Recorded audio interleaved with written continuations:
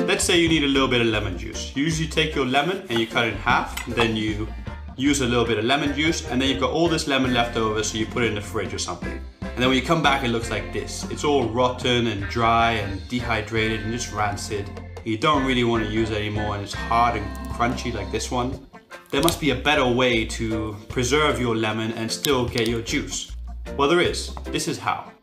You take your lemon and you roll it, and then you want to take a sort of pin and just poke it in the bottom of the lemon, the exact bottom where the point is here. And then you squeeze and all the lemon juice you want just pours out. Now the great thing is it's got a very small little hole in it now, so oxygen can't really get into it and make it rot, so it will stay fresher for longer. Sometimes you want to spread some butter, but when you take it out the fridge, the butter is super hard and really hard to spread. This is super annoying. So what do? You usually just pop it in the microwave, but the issue with this is it always seems to over melt the butter and make it into a big soupy mess just like this. That can be very annoying. So there must be a better way. Well, there is. You take a cheese grater and then you just grate your butter stick. Yes, that's right, grate your butter stick.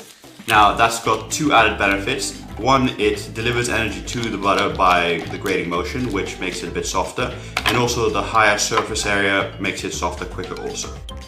Lastly, it's in this funny, interesting spaghetti-like consistency, which now is super spreadable, so you can just spread it on whatever you want, and you have nice soft butter. Success!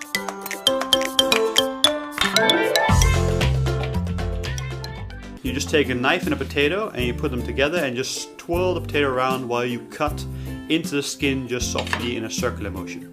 Then you take it and you cook it like you normally would.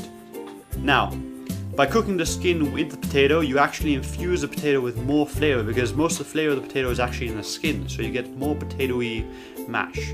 And once you've cooked it, you can just pull the skin off just like this. And it's so much more efficient, you don't waste any potato, and it's much quicker than peeling it. Take a hard boiled egg, place it in a jar, add a little bit of water to cover. Then you just place your hand over the jar and shake it like mad. And once you're done, which is pretty soon, you just take the egg out and the shell is basically falling off the boiled egg. And it's that easy to remove. Alright.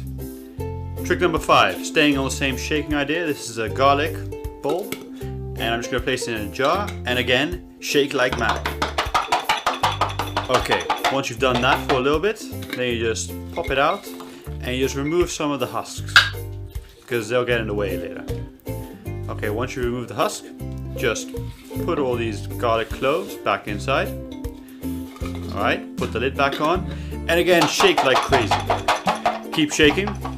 Just carry on shaking, and now you just pop it out, and all the skins have separated from the cloves. You can just pick them away and put them to one side, and then you've got these beautiful little garlic cloves. And if any of the skins are still on, you can put them in the jar and shake again, or just easily pull it off very easily like that. Okay.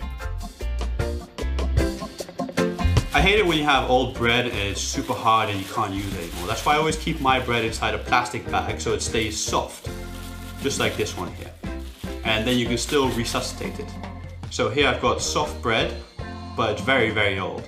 And to resuscitate it, all you're gonna need is just some water. So I'm just gonna put this here so I can pour some water over it. Basically just pour the water over it and pour it on the bottom also. And then you wanna place it into an oven at 180 degrees Celsius. That's 356 degrees Fahrenheit. And you're going to want to leave it in there for about 3 minutes.